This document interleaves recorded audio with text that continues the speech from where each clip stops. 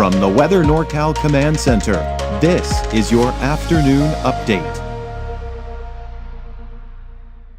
Dennis's Heating and Air Conditioning is Northern California's premier heating and air conditioning contractor. From residential housing, large commercial projects, installation to repair, sheet metal fabrication, and everything in between, we are your go-to heating and air conditioning specialist. Well, so far not as active as it was yesterday, but we still have a chance for some showers and thunderstorms here through the afternoon. But overall, it won't be as active. I'm not expecting it to be as active as it was yesterday. Take a look at Crescent City Harbor District. I mean, we're seeing some breaks in the clouds out there. We'll still see a few showers here throughout the afternoon here. We take you out to Lake Oroville, North Forebay, and there you can see the overcast skies out there. We'll be looking at some of those showers. The winds have certainly calmed down, especially here for the valley, and that should pretty much be the case. I mean, it may be a little breezy here later on this afternoon, but overall, winds not as strong as they were yesterday, not nearly as strong. There you can see Trinity Center. We're seeing some breaks in the clouds there. Kind of hard to see, but still kind of a wet ground out there as well. We take a look at Lassen Park. Boy, we got some pretty low visibility out there. Some low clouds, even a little bit of snow out at 6,700 feet. And we do have more thunderstorms possible today, but I don't think it's going to be as active, even for places that have been very active, especially to the south. And we'll be looking at, of course, slimmer chances over the next few days. Snow levels still mainly above 5,000 feet, but we certainly are seeing some lower snow levels in some areas here. A drier pattern by the end of the week, and I'm beginning to see signs that we may see some more showers by Sunday into Monday of next week, but there are signs that we may not. We're seeing some disagreement in those long-range forecasts. Surprise, surprise, right?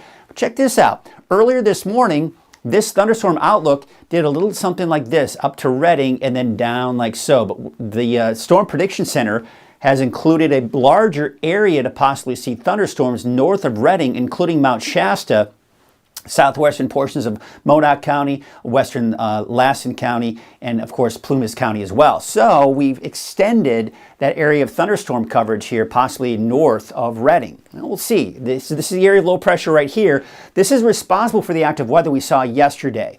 It's showing signs of kind of pushing itself to the north and east, but we still have plenty of flow rotating around the area of low pressure. You can see all of this moisture kind of streaming northward. So we've got the cloud cover that's moving in. Now that cloud cover is actually important because if we didn't have it, if we had more clearing, we'd be looking at more what we call convective showers and thunderstorms developing here. So we're actually going to impede, these clouds are going to impede some of that instability. That being said, there's still going to be some instability out there, and we could see some of those thunderstorms popping up later this afternoon. But as mentioned, because we're not seeing as much instability, the thunderstorms will most likely not be as strong.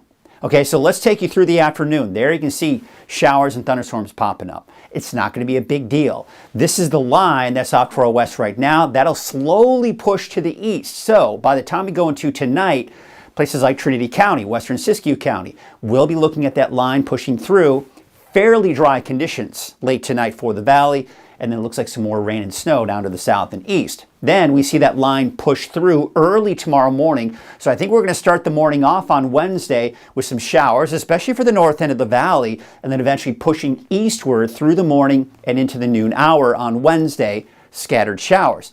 What you'll see here, it's not very widespread. It's few and far between. Some of us may even make it through the day without even seeing a drop of rain on Wednesday. And then by the time we get into Thursday, it dries out. Now, what's interesting, if we get enough clearing overnight Wednesday, we could be looking at the potential for some dense fog for parts of the valley. And that may take a while before it burns off. You can kind of see around the noon hour, it finally burns off possibly. And then, of course, mainly sunny skies here by the time we go into Thursday afternoon. So we'll have to watch for that potential for some fog Thursday morning. There's a lot of low-level moisture for that fog to really kind of tap into. Now, we look at the forecast rain totals through Thursday night. Yeah, about a quarter to a half an inch possibly from now through Thursday in the valley, maybe a little bit more than that for the coast. And we look at the flood alerts, it's still a flood watch until 4 a.m. on Wednesday.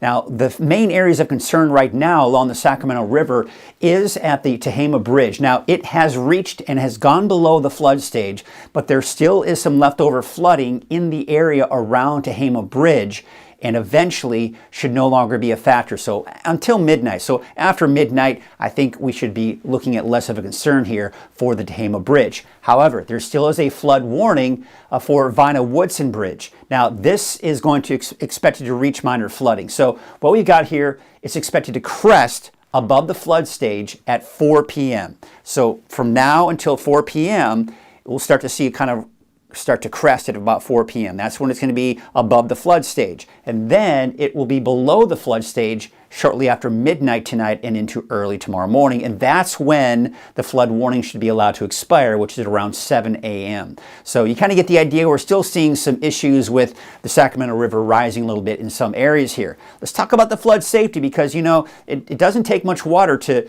move a person or even sweep a car or an SUV away. Only 12 inches of rain, right? And then, of course, water, that is. And then, of course, we're looking at 18 inches of water, which can move a large vehicle. Bottom line, if you can't see the bottom of the road, turn around, don't drown. And if there are barricades, there's a reason for that.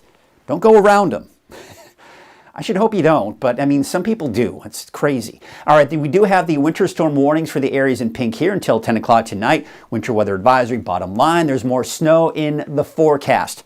And what that means is you need to be aware of any possible chain requirements, especially as you go above, say, 4,000, 4,500 feet. All right, so let's go and take a look at the forecast snow totals. Yes, we could be looking at a little bit more snow around the Chester area. Otherwise, again, you have to go up at least above 5,000 feet before you start seeing any significant snow. But that's when we also start worrying about chain requirements. Now, check this out. By 5 o'clock today, we are seeing a bit of a mix on I-5. You know, it could be a bit of a slushy mix on the road for a short period of time, but I don't anticipate any chain requirements on I-5 this afternoon or evening. This is where we have the heavier snow is east of I-5. Now check this out also as we go into Wednesday morning at about 10 a.m. Again, a little bit of that mix still around I-5. So yes, just be aware of that.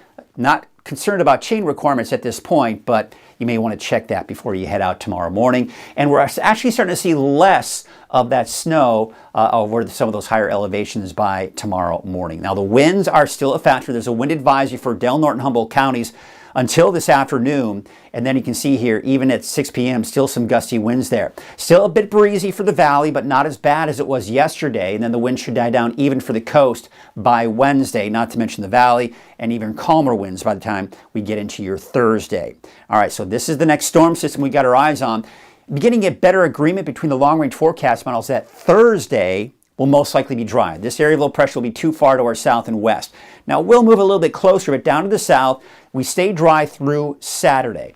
Then, this area of low pressure pushes to the east. We may see some showers by Sunday and into Monday. Now, this particular forecast model, the latest model data, is now indicating that the ridge of high pressure may be strong enough to prevent a lot of that rain and snow from moving into Northern California Monday, Tuesday, and Wednesday.